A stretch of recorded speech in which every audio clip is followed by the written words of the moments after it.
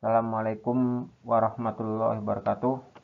Terima kasih untuk video kali ini. Saya fokuskan atau saya harapkan bisa untuk dicermati pada kelas 11 teknik pemesinan, khususnya yang telah dalam waktu 3 pekan ini sudah mengikuti kegiatan penataan bengkel, khususnya untuk mata pelajaran teknik pemesinan bubut. Dan tak lupa kelas 12 juga bisa menyaksikan video ini dengan tujuan untuk mempersiapkan uji kompetensi teknik pemesinan bubut nantinya pada sekitar bulan Februari atau Maret, dengan soal yang sekarang sedang kami uji cobakan atau kami latihkan ke kelas 11 dalam agenda kegiatan penataan bengkel yang kami jadwalkan secara bergilir ya. Jadi untuk review minggu ketiga ini saya akan mereview sedikit karena sebelumnya masih ada beberapa hal yang belum saya sampaikan, atau karena kita masih didampingi oleh rekan kita yaitu Pak Ivan dari sedang PPL dari Universitas Negeri Yogyakarta, rekan mahasiswa kita. Dan untuk kelas 11 teknik pemesinan saya harapkan nanti bisa menuliskan nama dan nomor absen di kolom komentar dengan tujuan agar kami bisa memantau apakah sudah mengikuti atau melihat kegiatan review dari pembelajaran teknik pemesinan bubut selama ini ya. Jadi untuk soal yang kita latihkan di kelas 11 adalah berbentuk seperti ini. Ini adalah soal uji kompetensi keahlian nanti buat kelas 12 ya. Jadi di etiket di situ di gambarnya dia tertulis ada nama lembaganya adalah Lembaga Sertifikasi Profesi Logam dan Mesin Indonesia, jadi LSP LMI ya, nanti yang kita gunakan untuk ujian kompetensi. Di situ materialnya kita coba lihat di pojoknya ya. Kita lihat ini yang saya lingkari, ini adalah nomor 1. Nomor 1 deskripsi, artinya dia nama bendanya adalah handle ya, handle. Kemudian materialnya adalah S45C. Kemudian dimensi benda kerjanya adalah diameter 24 kali 80, artinya blanknya yang kita pakai untuk bubut adalah diameter 24 kali 80 ya. Dan lembaga yang nanti akan kita ikuti untuk uji kompetensi adalah LSP LMI ya. Kemudian kita lihat di sini. Di sini adalah simbol kehalusan atau kehalusan benda kerja yang wajib kita capai, yaitu N8 atau N6 ya. Nanti kita akan bahas lebih lanjut, tapi kita fokus ke material bendanya di sini. Sini adalah nama bendanya adalah handle ya. Ini adalah handle yang akan kalian kerjakan atau kalian bubut, lakukan proses bubut di kegiatan penataan bengkel atau nanti kelas 12 ketika uji kompetensi. Jadi di dalamnya benda kerja itu, ini adalah gambar potongan di dalamnya. Di sini nanti akan ada bentuk seperti ini, ada bubut dalam dan juga ada proses bor. Bubut dalam sebesar diameter 18 atau toleransinya kurang lebih 0,05. Akan kita perjelas kembali gambarnya biar terlalu kecil ya. Ini adalah benda yang kalian praktekkan selama ini kegiatan penataan bengkel ya. Artinya dia bendanya, atau di sini kalian lihat dimensi raw material, artinya dimensi blanknya benda kerja awalnya itu adalah diameter 26 kali 86 ya. Diameter 26 kali 86. Nanti kalian akan mendapatkan benda kerja yang sudah kalian praktek itu diameternya, ukuran bendakannya kurang lebih adalah seperti itu. Kemudian di sini juga mensyaratkan, jadi semua chamfer, semua sudut tajam itu 0,5 kali 45 derajat. Jadi tidak ada sudut tajam ya. Nanti contohnya di ujung sini. Di ujung sini adalah bentuk-bentuk sudut tajam. Nanti kalian haruskan menchamfer. Di sini tidak ada sudut tajam, jadi harus dichamfer ya. Ini di ujung sini juga tidak ada sudut tajam, jadi kalian harus menchamfer kurang lebih 0,5 kali 45 derajat ya. Jadi Kita lihat lagi di sini. Jadi tujuan kalian adalah membuat benda kerja seperti ini dengan ukuran atau ada toleransi. Kita lihat di sini. Jadi bendanya itu adalah panjang hasil akhirnya adalah 80. Di situ ada toleransi plus minus 0,1. Artinya benda kalian itu tidak boleh melebihi panjangnya 80,01. Jadi itu adalah toleransi atasnya ya. Dan toleransi bawahnya maksimal ukuran benda kerjanya panjang kalian itu harus 79,99. Jadi itu adalah toleransinya ya yang harus kalian perhatikan di sini yang mengikuti ujung belakangnya ya. Coba kita lihat lagi di sini ada angka 27 kurang lebih plus minus 1 ya. Artinya di situ nilai 27 bornya saat kita ngebor ini, panjangnya ini kita lihat dari sisi sini ke sini, itu dia ngebornya ukurannya harus 26 minimal atau maksimal adalah 28 saat ngebor ya.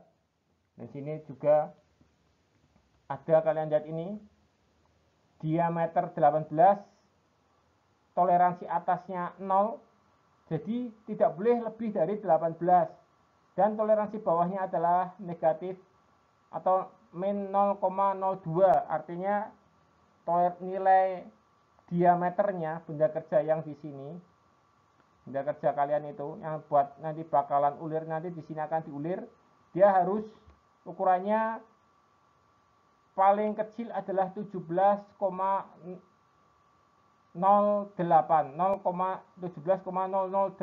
artinya dia cuma sedikit sekali nih 0,02 toleransinya ya. Dan di sini adalah ukuran C, artinya adalah chamfer 1,5, artinya di chamfer 1,5. Jadi ini adalah nama pengerjaan chamfer yang miring di sini ya.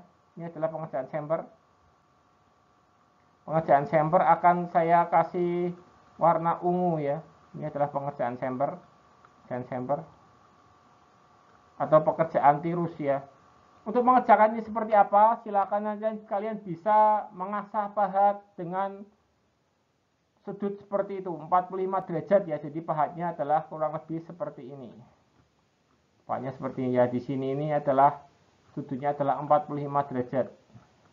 Jadi kalian bikin pahat ISO 2 atau di sini pahat chamfer ya. Di sini 45 derajat. Nanti kalian potong, yang saya beri warna merah ini adalah bidang potong chamfernya. Di penting pahat seperti ini. Kalau pahat yang sering kalian gunakan adalah pahat rata kanan. Nanti insya Allah untuk pahat kami persiapkan ketika ujian praktek ya. Dan kita lihat di sini, kalian harus lihat yang saya lingkar ini adalah dia ukurannya menunjukkan ada toleransinya. Artinya ada nilai batasan maksimum dan minimum yang harus kalian capai ya. Angka N ini adalah nilai kehalusan. Nanti diukur menggunakan Rogers test. Nanti kami perlihatkan Rogers test ketika di bengkel ya. Dan R ini adalah radius. Radius itu adalah seperti ini. R radius ya. Setengah lingkaran radius atau bentuk semacam bola ya. Di sini ada. Ini begini seperti apa? Nanti kita gunakan pahat khusus ya. Sini kalian bisa perhatikan 12 MH7 adalah dia nanti kalian bor, kemudian nanti kalian remer atau kalian haluskan, ada alatnya. Dan remer nanti kita bisa persiapkan dengan Pak Arif ya. Jadi untuk ukuran-ukuran lain tentunya kalian sudah memahami. Bila ada pertanyaan ini bisa kalian sampaikan ketika praktek. Cuma yang jadi permasalahan adalah ketika kalian praktek, yang selama ini terjadi adalah kalian atau kita belum menentukan roadmap-nya atau arah pengerjaan yang harus kita kerjakan. Pertama kali ada seperti apa, bagaimana caranya, kita akan lihat di slide selanjutnya. Ini adalah benda kerja setelah jadi ya. Jadi kalian aplikasikan gambar teknik gambar di atas menjadi benda yang seperti ini ya. Kurang lebih seperti ini. Dan di dalamnya sini ada hasil bor. Jadi kalian di situ ada bukaan yang saya berikan warna. Ini dalamnya ada hasil pengeboran ya, dan juga hasil bubut dalam, atau kurang lebih nanti kita menggunakan bantuan end mill. Sebelah mana yang kita bubut dalam adalah ini 18 diameter 18 plus minus 0,05. Itu nanti kita akan gunakan mil. Dan untuk pahat yang kita gunakan yang pertama adalah pahat rata kanan. Untuk pengerjaan lurus ini, bubut lurus, kita gunakan pahat rata kanan yang saya beri warna biru. Kemudian pahat untuk chamfer atau kita berikan sudut di ujung sini itu sini, yang saya beri warna hijau itu, kita chamfer di ujung sini juga kita chamfer nanti. Artinya kita mengurangi chamfer sekaligus kita bubut miring di sini kan, yang ujung sini itu yang hijau itu kita gunakan pahat ISO 2 atau pahat yang sudutnya sudah kita atur sebesar 45 derajat. Kemudian di sini antara penghubung ulir dan benda kerja di sini ada, kita gunakan nanti pahat alur. Kalian bisa cek di buku catatan dulu atau di buku yang pernah saya share. Itu adalah bentuk-bentuk pahat. Ini kita gunakan bentuk pahat alur ya. Di sini. Jadi untuk pahat kita gunakan. Kemudian terakhir kita gunakan pahat ulir. Jadi pahat yang kita gunakan adalah pahat rata kanan. Pahat rata kanan. Kemudian yang kedua adalah pahat sudut 45 derajat untuk pengerjaan chamfer. Kemudian kita ada pahat alur. Dan kita yang keempat menggunakan pahat ulir. Jadi 4 di sini. Ini untuk pengerjaan 1. Dan di tirus itu kita gunakan pahat 45 derajat. Dan ini adalah pahat alur. Kemudian untuk alat bantu kita gunakan bor ya. Jadi bor itu harus kita bertahap. Contohnya ngebor hingga diameter 18 itu harus kita urutkan. Jadi menggunakan bor yang lebih kecil terlebih dahulu. Sini ada diameter 12. Jadi ada proses bor itu ada diameter 12, diameter 18, dan yang di ujung sini adalah diameter 8 ya. Jadi kalian harus urutkan, tidak boleh langsung ngebor ukuran sebesar lubang, terutama itu di diameter 18 dan diameter yang besar itu adalah 12 dan 18 ini harus kalian perhatikan ya. Di sini ada diameternya. Diameter yang saya link ini 12H7. 27H7 artinya dia kehalusannya. Jadi kalian bor, kemudian kalian finishing menggunakan remer ya. Dan ini ada diameter 18. Kalian bisa gunakan bor sebelumnya, misalnya kita gunakan sebelum 12 itu kita gunakan bor ukuran 10,5, 8, 6, 4 dan sebelumnya ada center drill. Jadi kita harus persiapkan bor yang kita gunakannya. Jadi kita menggunakan center drill atau bor center, tujuannya untuk menunjukkan arah pengeborannya ya. Kemudian untuk alat bantu lainnya kita menggunakan end mill, terutama untuk diameter 18 ini. Jadi untuk bubut dalam kita menggunakan alat bantu end mill ya. Jadi kalian harus bisa memahami gambar ini ya. Jadi tidak salah pengerjaan dalam atau menyelesaikan gambar pengerjaan ini ya. Kemudian kita lanjutkan di ini adalah benda kerja blanknya, yang atas dan bawah adalah benda kerja setelah jadi. Jadi proses yang urutannya yang benar, yang pertama kalian harus facing dulu ini. Facing, jadi sekalian facing ya. Artinya kita permukaannya kita potong dulu. Kita facing dulu di sini hingga ukuran yang diinginkan ya. Jadi harus kita facing dulu. Yang kedua, setelah facing, urutan keduanya adalah kita lakukan bubut lurus. Jadi ini kita bubut lurus sesuai dengan ukurannya yang dibutuhkan. Sambil kalian cek benda kerja lagi ya. Jadi kita bubut lurus. Kemudian yang ketiga, kalian lakukan bubut bertingkat. Bubut bertingkat artinya setelah lurus itu kita bikin bertingkat ya. Jadi kita bubut bertingkat ini kan hasilnya nanti benda kerjanya seperti ini. Kita bubut bertingkat. Ini adalah namanya bubut bertingkat ya. Setelah bubut bertingkat, kalian bubut miring. Artinya dia di sini ada bubut miring di sini yang radius ya. Ini ada bubut miring. Kalian bisa cek lagi gambar kerjanya. Setelah bubut miring, kalian jangan sampai lupa di sini ada bubut alur. Artinya perbatasan antara ulir dan benda kerja yang kita tidak lakukan proses penguluran. Artinya dia sebagai jarak bebasnya di sini ya. Ini ya, ini adalah kita lakukan bubut alur. Kemudian kita setelah lakukan bubut alur, kita lakukan pengeboran di sini. Kita lakukan bor, selesaikan pengerjaan bor di dalam sini. Kita lakukan proses bor ya. Kita lakukan proses bor di dalam sini. Dan setelah proses bor selesai, kalian bisa lakukan proses terakhir atau kita lakukan proses penguliran di ujungnya ya. Jadi untuk proses pengeboran dapat juga kalian lakukan sebelum proses bubut radius atau bubut miring ya. Jadi kalian bisa tarik ini ke sini ya. Bisa kalian selesaikan dulu sambil antri alatnya. Jadi sebelum radius, setelah bubut bertingkat, kalian bisa lakukan pengeboran. Cuma hati-hati dalam mencekamnya biar dia tidak meleot ya. Karena sudah dilubangi benda kerjanya ya. Kemudian ini adalah urutan pekerjaan yang harus kalian perhatikan.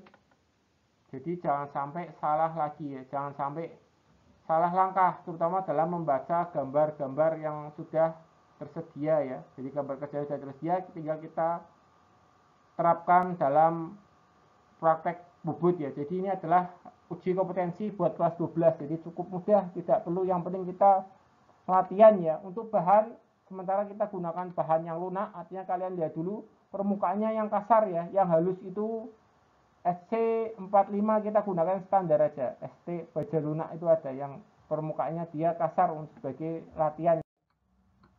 Kemudian agar kalian tidak salah langkah atau tidak bingung dalam proses pengerjaan yang harus kalian persiapkan sebenarnya ini sebelum kalian melakukan praktek adalah rencanakanlah langkah-langkahmu dengan membuat lembar persiapan kerja atau work preparation. Ini sebenarnya harus kita persiapkan sebelum kita lakukan proses pembubutannya, tapi karena kita kemarin instruksi dari sekolah kita harus masuk dulu sambil berlatih pelan-pelan, karena untuk kelas 11 sudah lagi mungkin setelah kelas 12 selesai prakerin akan bergiliran prakerin, jadi nanti kalian bisa melanjutkan. Yang akan praktek di jadwal selanjutnya adalah untuk kelas 12 ya. Nah, ini adalah contoh bagan atau tabel work preparation ya. Jadi di situ ada gambar skemanya atau skematis atau gambar sketnya ya. Artinya kita mau bubut lurus seperti apa. Dan di situ juga terdapat nama, identitas, kelas, dan ruang yang akan digunakan. Judul jobnya adalah dan waktu perkiraan kita mestikan tugasnya ya. Judul jobnya kita akan lakukan uji atau job latihan penataan bengkel. Ini data awal untuk benda kerjanya kita pakai sama ST37 dan bahan yang digunakan adalah bahan ASS. RPM pada mesin itu kalian bisa tulis di sini. RPM-nya di N pada mesin seperti yang sudah saya jelaskan di bengkel itu untuk menghitung N adalah CS kali 1000 per PD ya.